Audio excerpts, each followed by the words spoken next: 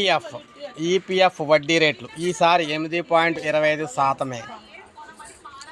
ఉద్యోగ భవిష్య నిధిపై ఇచ్చే వడ్డీని ప్రస్తుతం ఆర్థిక సంవత్సరం 2025-26 సంబంధించి 8.20% కొనసాగించాలని చెప్పేసి ఈపీఎఫ్ఓ నిర్ణయించిందనమాట.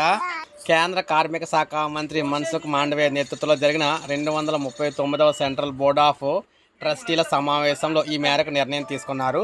గత ఆర్థిక సంవత్సరంలో కూడా ఇదే వడ్డీ రేటు అందించగా ఈసారి కూడా ఎలాంటి మార్పులు చేయకపోవడం గమనార్హం. 2025-26 ఆర్థిక సంవత్సరానికి గాను భవిష్య నిధి చందాదారుల నిధిపై 8.20% వడ్డీ రేటు జమ చేయాలని చెప్పేసి జరిగిన సమావేశంలో నిర్ణయించిందనమాట. అధికారిక వర్గాలు పేర్కొనే వడ్డీ రేట్లకు సంబంధించి సిబిటి ప్రతిపాదనలు కేంద్ర కార్మిక శాఖ అయితే పంపింది. ప్రభుత్వం అధికారికంగా వడ్డీ రేట్లను నోటిఫై చేశాక ఈపీఎఫ్ఓ చందాదారుల ఖాతాలకు వడ్డీ మొత్తం జమ అవుతుంది. ప్రస్తుత ఈపీఎఫ్ఓలో 7 కోట్ల మంది పైగా చందాదారులు ఉన్నారు. 2022-23 ఆర్థిక సంవత్సరంలో భవిష్య నిధిపై వడ్డీ రేటు 8.15% కాగా 2023-24 8.25% అయితే పెంచారు. అప్పటి నుంచి అదే వడ్డీ రేటును కొనసాగిస్తున్నారు. నిస్తేజంగా ఉన్న ఖాతాల్లోని అన్క్లెయిమ్డ్ డిపాజిట్లకు సంబంధించి కూడా సిబిటి సమావేశంలో కీలక నిర్ణయం తీసుకున్నారు. తొలి దశలో 1000 కంటే తక్కువ మొత్తాలు కలిగిన 1.13 లక్షల ఖాతాలను గుర్తించారు. మొత్తం 5.68 కోట్లను సెటిల్ చేస్తున్నారనమాట.